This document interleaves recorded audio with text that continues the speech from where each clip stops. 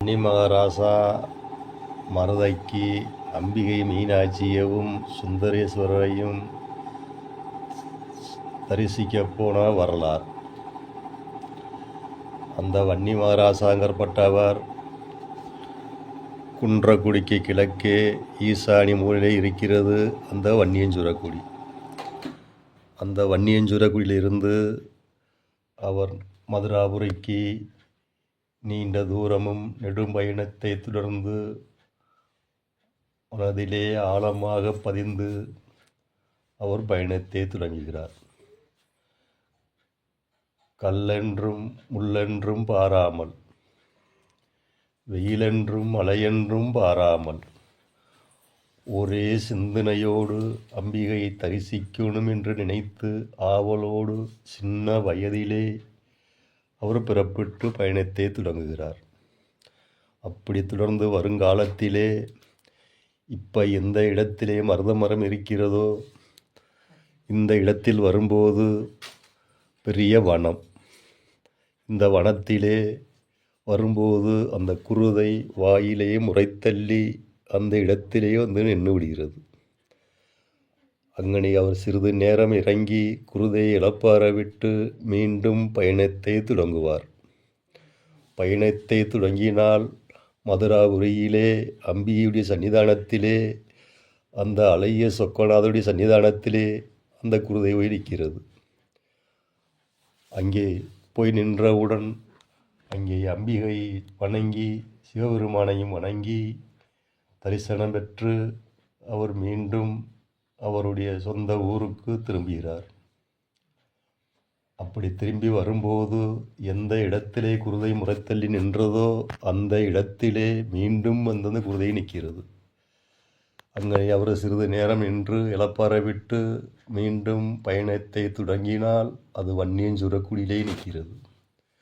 இப்படி அவர் ஒவ்வொரு நாளும் சாமி கும்பிட்டு வரணும் என்று நினைத்து தாய் மீனாட்சி இடத்திலையும் சுந்தரேஸ்வரர் இடத்திலையும் வணங்கி கேட்கிறார்.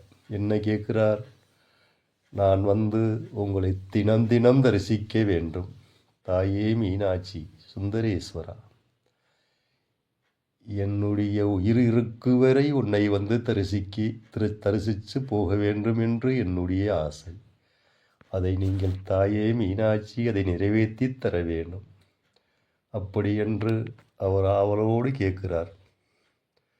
எங்கே கேட்கிறார்? மதுராபுரியிலே அம்பிகையுடைய வாசலிலே அந்த சிவபெருமானுடைய சன்னிதானத்திலேன்னு கேட்கிறார்.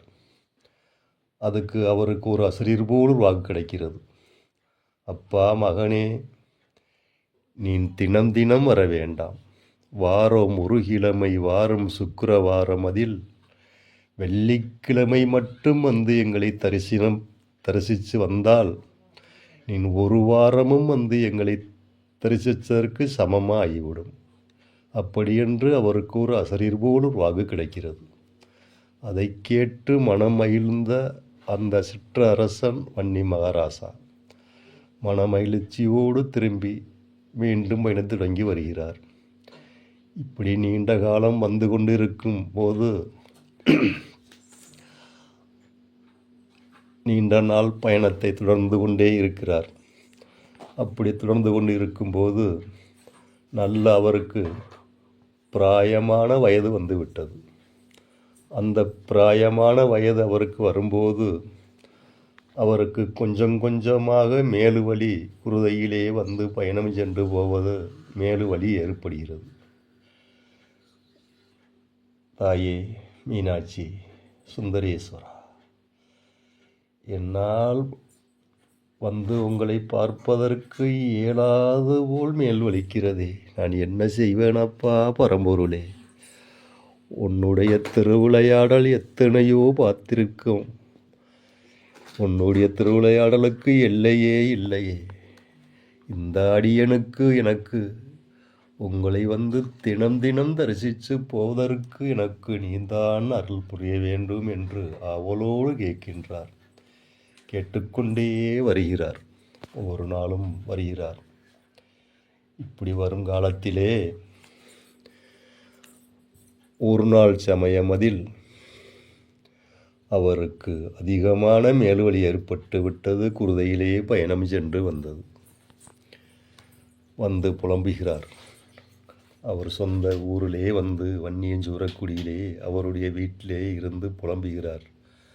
தாயே மீனாட்சி சுந்தரேஸ்வரா, மலையரச மகளே, பாண்டியம்மா தேவியுடைய மகளே, இந்த அடியன் வந்து உன்னை தரிசிக்க வர இயலாத தாயே, என்னையால் எதுவும் தாங்க முடியவில்லையே, உடம்பால் வலி ஏற்படுகிறது.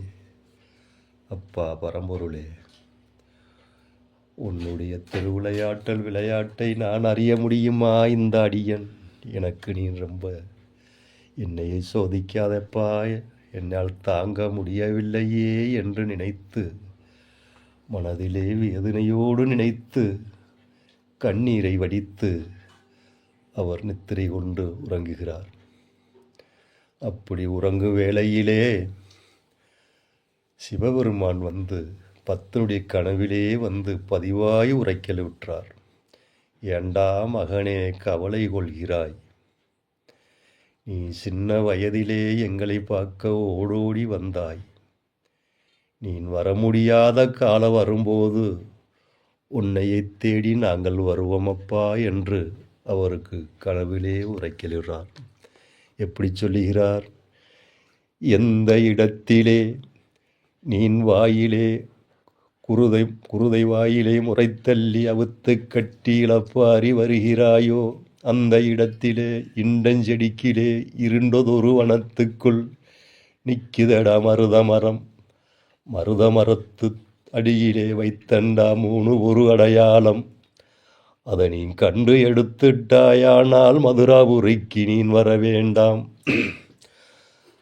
அந்த 3 ஒரு அடையாளம் என்ன என்று கேட்டால், சிவபெருமானாக பிறப்பங்கோலும் தாய் மீனாட்சியாக எலுமிச்சம்பழமும் நீ பூசிப்பதற்கு விகுதிப்பையும் அங்கே இருக்கின்றது. அதை நீ கண்டு எடுத்துட்டாயானால் மதுராபுரிக்கு நீ வர வேண்டாம். அத்தலம் போலித்தலத்தில் எங்களை வணங்கி வரலாம் அப்பா மகனே என்று அவருக்கு காட்சி கொடுத்து விட்டார் சிவபெருமான். அந்த இடத்திலே நாங்கள் வந்து குடிகொண்டோம் என்று நினைத்துக்கொள் என்று அவருக்கு ஆழமாய் மனதிலே புரியும்படி சொல்லிவிட்டு சிவபெருமான் மறைந்தார். அதை கேட்டு எழுந்து வாக்கின்றார். என்ன கனவா நினவா என்று நினைத்து சனிக்கிழமை காலையிலே அங்கே இருந்து குருத பயணத்தை தொடங்கி இந்த மருத வனத்திலே நம்ம இங்கேதானே குருதையை முறைத்தள்ளி அவுத்து கட்டி இழப்பாரி இடத்துல தானே நமக்கு காட்சி கொடுத்திருக்கிறார்கள். அப்படி என்று நினைத்து இந்த இடத்திலே வந்து ஓடோடி வந்து நின்று பார்க்கின்றார். இண்டஞ்செடியும் இருண்டதொரு வனமுமாக இருக்கிறது. மருதமரமும் இருக்கிறது. மருதமரம் இருக்கிறதை பார்த்தால் நடு வனத்துக்குள் இருக்கிறது. இண்டஞ்செடியும் இருண்டதொரு வனத்துக்குள் இருக்கிறது. பரம்பொருளே, பரமேஸ்வரா, தாயே மீனாட்சி, இந்த அடியனுக்கும் இப்படி ஒரு சோதனையை தந்தாயா? இந்த வனத்துக்குள் வந்து உன்னை நான் எப்படி நீ சொன்ன அடையாளத்தை இந்த அடியேனால் பார்க்க முடியுமா? என்னால் பார்க்க முடியவில்லையே. வனத்தையும் கண்டேன், மரத்தையும் கண்டேன். நீ சொன்ன அடையாளத்தை இந்த அடியேனால் பார்க்க முடியவில்லையே என்று ஒரு கண்ணீர் மழுக வருத்தப்பட்டு வருந்துகிறார். தாயே மீனாட்சி, நீ மதுராபுரியை விட்டு இந்த மருதவனத்துக்கு வந்தமென்று சொல்வது உண்மைதானே? இந்த உண்மையை நான் புரிந்து கொண்டு அந்த அடையாளத்தை பார்ப்பதற்கு இந்த அடியினால் இயலவில்லையே. அப்பனே பரம்பொருளே, நீ கடம்ப வனத்திலே இருந்து 1000 திருவிளையாடல் நடத்திய இடம்தானே அந்த மதுரை அப்பா மதுராபுரியிலே. அந்த இடத்தை விட்டு இந்த அடியனுக்காக, இந்த சிறுவனுக்காக இந்த வனத்திலே வந்து குடியென்று விட்டமென்று எனக்கிட்டை வாக்குரைத்தாய். அதை பார்ப்பதற்கு இந்த அடியினால் முடியவில்லையே அப்பனே சுந்தரேஸ்வரா. மலையரச மகளே பாண்டிய மலையப்பதவச பாண்டியனுடைய மகளே, நீ மனம் இறங்கி எனக்கு இந்த இடத்திலே காட்சி தர வேண்டும், நான் என்ன செய்வேன் என்று திகைத்து நிற்கின்றார். அப்படி திகைத்து நின்று திரும்பி பார்க்கின்றார். வலதுபுறத்திலே பார்க்கும்போது அங்கே ஒருவன் கண்ணுக்கு தன்படுகிறது. இந்த வன்னி மகராசா கண்ணுக்கு ஒருவன் கண்ணுக்கு தன்படுகிறது. அப்பா பரம்பொருளே, எனக்கு ஒருவனை காமித்து விட்டாய் என்று நினைத்து அந்த அந்த காட்டிய ஆளிடத்தில் சென்று பார்க்கிறார். பார்த்தால் அவரோ ஒரு கையும் இல்லை காலும் இல்லாத முடவனாயிருக்கின்றார். அவர் அங்கே ஒரு வெள்ளாடு மேய்த்து கொண்டு இருக்கின்றார். அவரிடத்தில் போய், ஐயா பெரியவரே அப்படி என்று கேட்கிறார். என்னப்பா என்று அவர் கேட்கின்றார். ஐயா உங்கள் பெயர் என்ன என்று கேட்கின்றார். ஐயா என் பேரு சொக்க நாராயணன் என்று அவர் உரைக்கின்றார். ஐயா நீங்கள் எனக்கு ஒரு உதவி செய்ய வேணும் ஐயா, சொக்க நாராயணன் ஐயா அப்படி என்று சொல்லி, அப்பா பரம்பொருளே நீதேன் வந்து இப்படி இருக்கின்றாயா, இல்லை அது உண்மையிலே ஆளுத்தானா என்று மனதிலே நினைத்து, உன்னுடைய திருவிளையாடலுக்கு எல்லையே இல்லையப்பா. நீ மதுராபுரியிலே எத்தனையோ காட்சிகளை நடத்தி மக்களுக்கு புரிய வைத்ததாயே அப்பனே சுந்தரேஸ்வரா. அதை போல்தான் உன்னையத்தான் நினைத்து இந்த அடியனுக்காக நீ வந்து முடவனாக இருக்கின்றாயா, இல்லை உண்மையிலே முடவன்தானா என்று நினைத்து அவரிடத்திலே கேட்கின்றார். ஐயா எனக்கு ஒரு உதவி செய்ய வேண்டும். அப்பா நானோ கையுமில்லை காலுமில்லை, உனக்கு நான் என்னப்பா உதவி செய்ய போறேன் என்று என்னிடத்தில் உதவி கேட்கின்றாயே அப்படி என்று அவர் பதிலுரைக்கின்றார். ஐயா உங்களால் ஏண்டதை எனக்கு ஒரு உதவி செய்ய வேணும். மதுராபுரியை விட்டு இந்த மருத வனத்துக்கு தாய் மீனாட்சியும் சுந்தரேஸ்வரரும் இங்கே வந்து எனக்கு காட்சி கொடுத்து இருக்கிறார்கள் இந்த வனத்திலே. அந்த இடத்திலே அவர்கள் கொடுத்த காட்சியை இந்த அடியினால் பார்க்க முடியவில்லை. அதனால்தான் உங்களுடைய உதவியை நான் நாடி கேட்கிறேன் ஐயா என்று மனமுருக கேட்கின்றார். இந்த சிற்றரசன் அந்த ராசா வன்னி மகாராசா கேட்கின்றார். அப்பா என்னால் முடிந்தவரை உனக்கு என்ன செய்யணுமோ இடத்தை காமியப்பா. நான் அந்த இடத்தில் முடிஞ்சவரை உனக்கு நான் என்னால் முடிஞ்ச வேலையை பார்த்து தருகிறேன் என்று சொல்லிவிட்டு வருகிறார். வந்து எங்கனப்பா அறியணும் இந்த வனத்தை என்று கேட்கின்றார். ஐயா இந்த மருத மரத்தை நோக்கி எனக்கு ஒரு பாதையை வழியை காட்டித்தர வேணும் ஐயா, அதுதாய்யா நீங்க செய்கிற எனக்கு தருமம் அப்படி என்று அவரிடத்தில் உள்ள முறையை கேட்கின்றார். சரியப்பா என்று சொல்லி அவர் வைத்திருக்க ஆயுதங்களை வைத்து அந்த வனமுள்ளுகளை அறுத்து பாதையை ஒதுக்கி முள்ள நகன்று போய்கொண்டே இருக்கிறார். போய்கொண்டிருக்கும் போதே குறிப்பிட்ட தூரம் போனவுடன் அந்த சிவபெருமான் சொன்னதுக்கு இணங்க, அந்த தாய் மீனாட்சி சொன்னதுக்கு இணங்க, அவர் சொன்ன அடையாளம் இந்த ராசா கண்ணுக்கு தெரிந்து விட்டது. அடையாளத்தை கண்டார். எப்படி கண்டார்? சிவபெருமனாக பிறப்பங்கோலும் தாய் மீனாட்சியாக எலுமிச்சம்பழமும் எலுமிச்சம் உருவத்திலும் பூசிப்பதற்கு விகுதி பொய்யும் இருக்கதை கண்டு மனம் மகிழ்ந்தார். அங்கே தங்கம் போல் தகதக என்று அந்த எலுமிச்சம்பழம் சொலிச்சு கொண்டு இருக்கதை பார்த்து மன மகிழ்ச்சியோடு பூர்ப்பு அடைந்து விட்டார் அந்த ராசா வன்னி மகாராசா.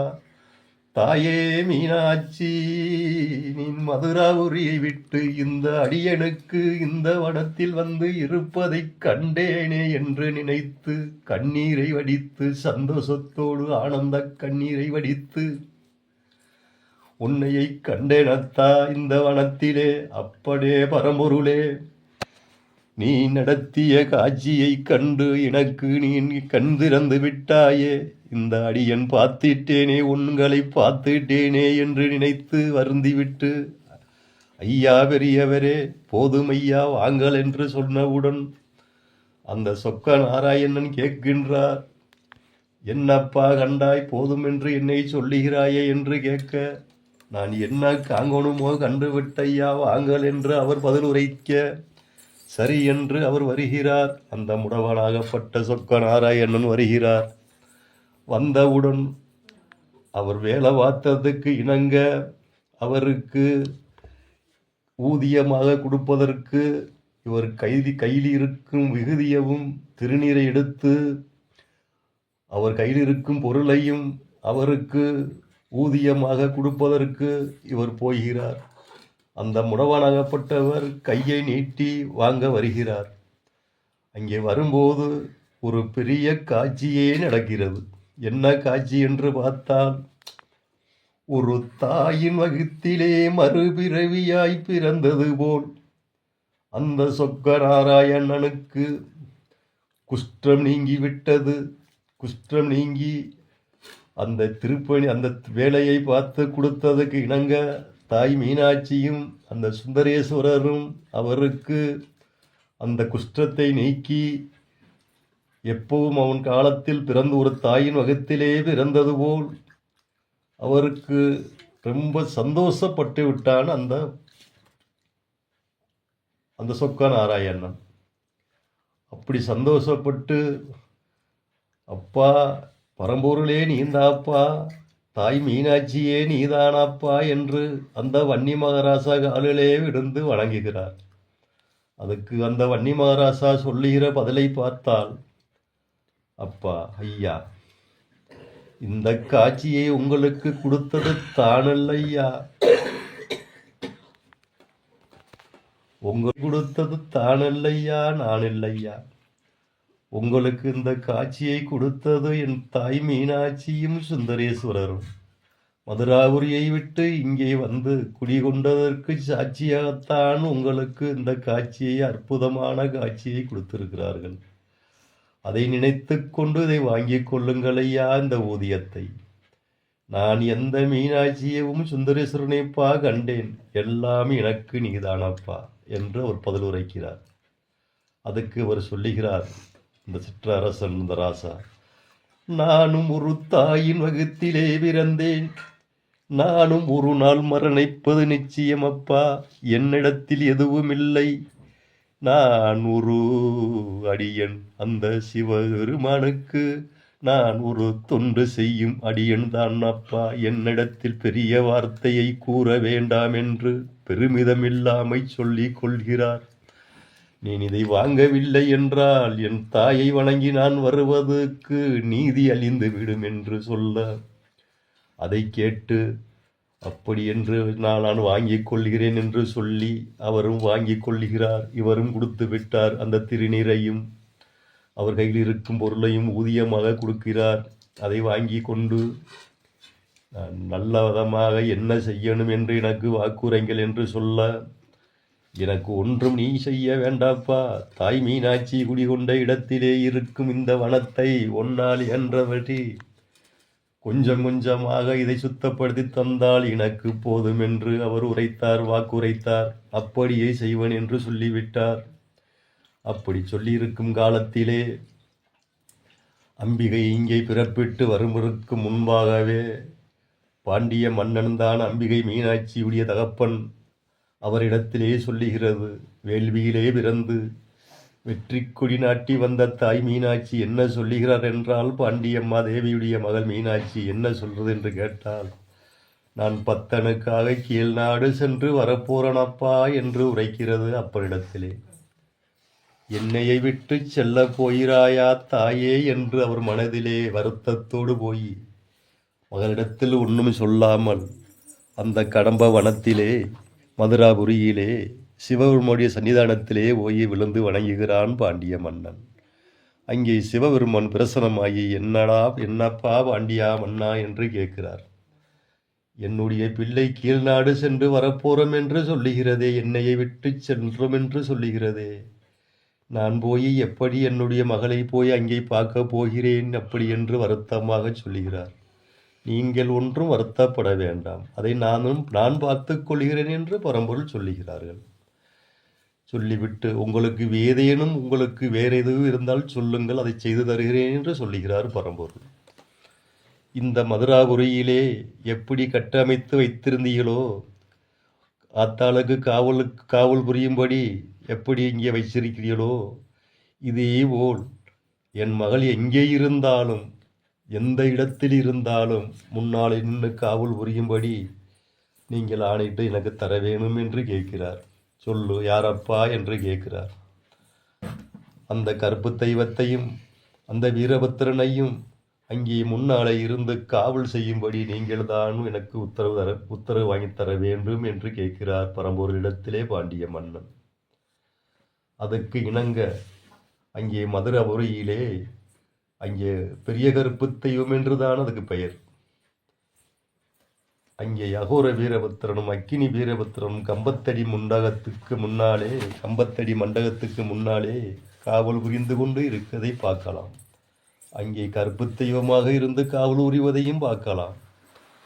இங்கே அவர்களைத்தான் சிவபெருமான் கூப்பிட்டு ஆத்தா இருக்கும் இடத்துல போய் எங்கே இருந்தாலும் இந்த பாண்டிய மன்னன் வாக்குக்கு இணங்க அவருடைய சன்னிதானத்திலே இருந்து நின் காவல் புரியும்படி உங்களுக்கு நான் ஆணையிடுகிறேன் என்று சொல்லுகிறார். பெரிய கருப்பு தெய்வத்தை கூப்பிட்டு நீ போய் பொண்ணுங்கருப்பாக போய் இருந்து அங்கே காவல் புரிய வேண்டும். முதல் மாலையும் சந்தனமும் உனக்கு. கிழக்கி குடவரையிலே இடதுபுறத்திலே அமர்ந்து எந்த காலமும் எந்த அசம்பாதமும் ஆத்தாளுக்கு நடக்காம இருக்க உங்களுக்கு காவல் புரியும்படி உத்தரவுகிறேன் என்று சிவபெருமான் சொல்லி அவருக்கு உத்தரவு கொடுக்கின்றார் பொன்னாண்ட கருப்பு தெய்வத்துக்கு. சரியப்பா என்று ஏற்றுக்கொண்டார். அடுத்து அகோர வீரபத்திரனை கூப்பிட்டு நீன் போய் கம்பத்தடியில் நின்று ஆத்தாளுக்கு அருகிலே இருந்து எந்த காலமும் எந்த அசம்பாதமும் நடக்காம இருக்கும்படி 2 பேரும் இணைந்து ஆத்தாளுக்கு அருகிலே இருந்து காவல் புரியும்படி உனக்கும் உத்தரவிடுகிறேன் என்று இந்த பரம்பொருள் சொல்லுகிறார். அதை கேட்டு 2 பேரும் சரி என்று சொல்லிவிட்டு அவர்களும் கூட வந்து விட்டார்கள். ஆத்தா இங்கே வரும்போதே வந்து விட்டார்கள். இங்கே வந்துட்டார்கள், இந்த மருதவனத்துக்கே வந்துட்டார்கள். இங்கே வந்து அவர்கள் ஆத்தாளுக்கு இங்கே வந்து சன்னிதானத்திலே இருக்கிறார்கள். அப்படி இருந்து வரும் காலத்திலே இங்கே அவர் என்ன நினைக்கிறார் என்று கேட்டால், தாய் மீனாட்சியும் சுந்தரேஸ்வரரும் நமக்காக மதுராபுரியை விட்டு இந்த மருத வனத்திலே வந்து குடிகொண்டார்கள். அவர்களுக்கு நம்மளால் இயன்றவரை ஒரு மண்டகத்தை அமைத்து தாய் மீனாட்சியை நனையாமை வைக்க வேண்டும், வெயில் விழுகாமை வைக்க வேண்டும், அப்படி என்று மனதிலே நினைத்து அந்த பரம்பொருளிடத்திலையும் பரமேஸ்வரனிடத்திலையும் அந்த தாய் மீனாட்சி அங்கே இருக்கண்ணிடத்திலையும் இந்த அடியனுக்கு எனக்குரு நீங்கள் வாய்ப்பு தர வேண்டும் என்று உள்ளம் உருகி கேட்கிறார். நான் ஒரு சின்ன ஆலயங்களை அமைத்து உங்களை வைத்து அழகுவாக்க வேண்டும், அதுக்கு நீங்கள் எனக்கு உத்தரவு தர வேண்டும் என்று கேட்கிறார். அவர் உத்தரவுக்கு இணங்க பரம்பொருளும் உத்தரவை கொடுத்து விட்டார். நீ என்ன நினைக்கிறியோ நடக்கும்பா என்று உத்தரவை கொடுத்து விட்டார். அவர் சிவபெருமான் உத்தரவுக்கு இணங்க அவர் சின்ன மண்டகங்களாக உள்ளே கட்டி, இப்போ எங்கனை கோயில் இருக்கிறதோ அந்த இடத்திலே சின்ன மண்டகங்களாக கட்டி திருமதுரச்சவரையும் கட்டிவிட்டார். திருமதுரச்சவரையும் கட்டி நகரடி மண்டகத்தையும் கட்டி அந்த பொன்னுங்கருப்பை கொண்டு அங்கே அமர வைத்து கிழக்கிய குடவரையிலேயே சன்னிதானத்திலே அங்கே அமர வைத்து அழகு பார்த்து வைத்த இடம்தான் இன்னைக்கும் இருக்கிறது. அந்த வன்னிமராசா கட்டப்பட்டது தான் இன்னைக்கு இருக்கிற திருமலுச்சவரும் நகரடி மண்டகமும். அப்படி அமைத்து வைத்து விட்டு அவர் வந்து இருக்கின்றார். அப்போ இந்த சொக்க நாராயணன் கேட்கின்றார், என் தாய் மீனாட்சிக்கு நான் தான் அதோடைய படித்தரத்துக்கு என்னால் இயன்றவரை பூசை புனக்காரங்கள் செய்வதற்கு விவசாயம் போட்டு நான் தான் தர வேண்டும் என்று நினைக்கிறேன். எனக்கு நீங்கள் வழிவண்ணி கொடுக்க வேணும் ஐயா என்று அந்த ராசா இடத்தில் கேட்கிறார். அவ்வளவுதானப்பா, செய்து தருகிறேன் என்று சொல்லிவிட்டு அவர்தான் இந்த வளையங்கம்மாயை உண்டு பண்ணி கொடுக்கிறார். வளையங்கம்மாயை உண்டு பண்ணி அந்த வளையரிட்டை கொடுக்கிறார். அந்த சொக்க நாராயணன் யார் என்று கேட்டால் அவர் வளையர். அதுக்கு பேர் வன்னி வளைய ஏந்தல் தான். அங்கேதான் இன்னைக்கு மீனாட்சியுடைய வயக்கல் பூரா ஏகப்பட்ட வயக்கல் அங்கேதான் இருக்கிறது. அதையும் பார்க்கலாம். இப்படி நடந்து வரும் காலத்திலே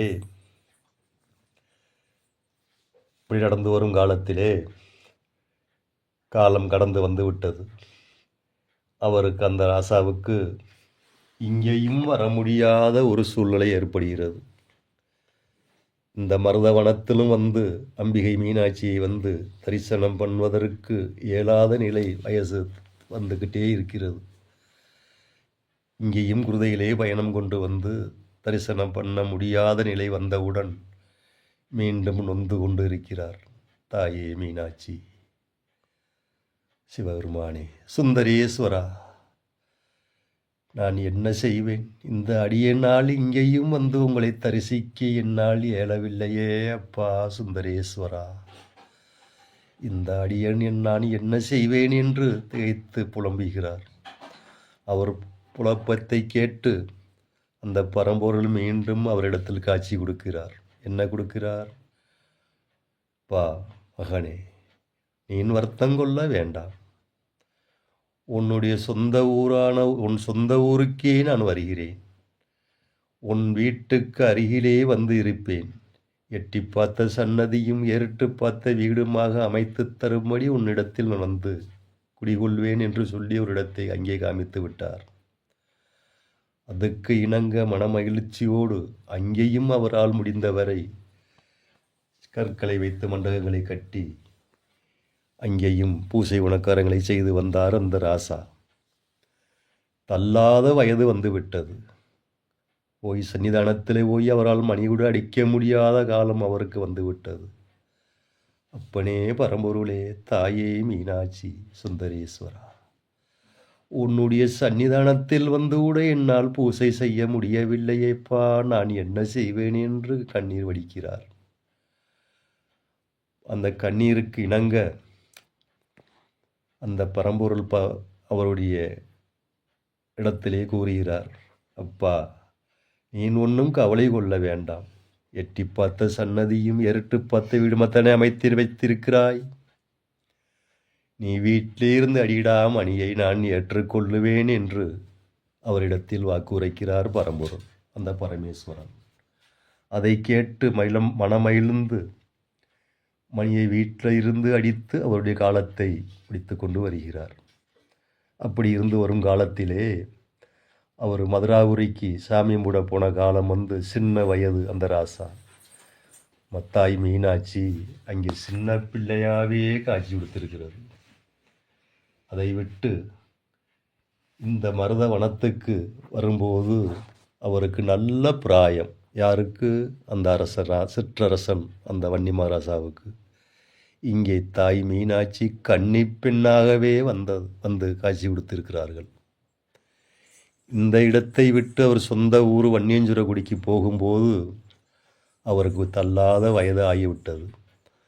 அங்கே போகும்போது அவருக்கு அவர் போலே என் தாயும் வயசாகின தோற்றம் போல் அங்கே போய் காட்சி கொடுத்ததாக வரலாறு இருக்கிறது. அப்படி இருந்து வரும் காலத்திலே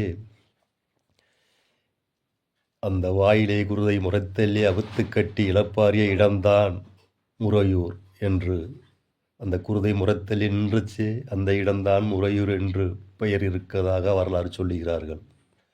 அப்படி இருந்து வரும் காலத்திலே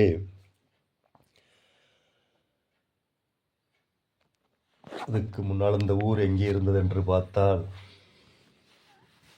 இப்போ தென்பகுதியிலே மகசாத்த ஐயனார் ஆலயம் இருக்கிற பகுதியிலே விக்கிரவாண்டியின் நல்லூர் என்று அங்கே இந்த ஊர் இருந்ததாக வரலாறு சொல்லுகிறார்கள். தாய் மீனாட்சி வந்தவுடன் இங்கே வந்தவுடன் வந்திருக்கதாக வரலாறு சொல்கிறார்கள். இந்த ஊர் வனமாக இருந்ததுக்கு சாட்சியாக இப்பவும் இந்த முறையூரிலே ஒரு இடம் இருக்கிறது. அந்த இடம் எங்கே என்று பார்த்தால், பெரிய அமலர்கள் வழிபடும் பொங்கல் தொழு சங்கரகாந்தி பொங்கலுக்கு மாடடைத்து வழிபட்டு வருகிறார்கள். அந்த இடத்திலே அந்த வனத்தையும் அந்த தெய்வத்தையும் ஒன்றாக வைத்து இன்னைக்கும் வணங்கி வருகிறார்கள். பார்த்து கொள்ளலாம். அப்படித்தான் இருந்து வருகிறது.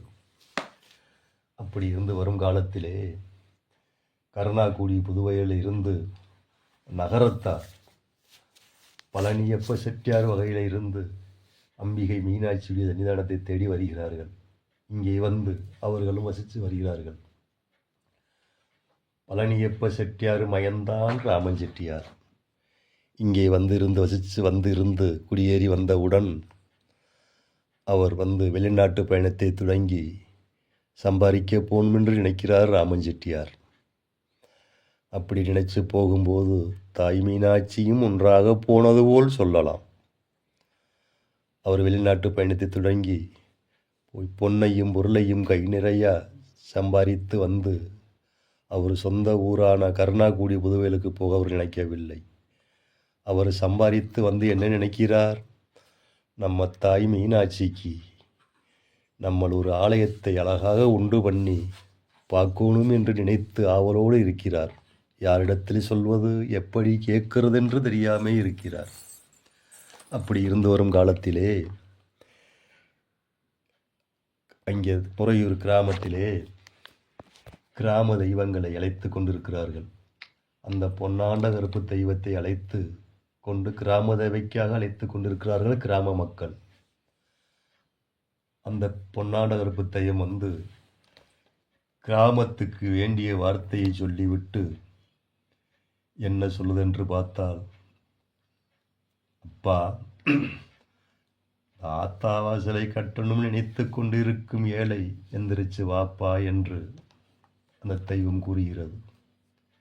அங்கே இருக்கவர்களெல்லாம் என்ன சாமி சொல்லுகிறது என்று ஒன்றும் புரியவில்லையே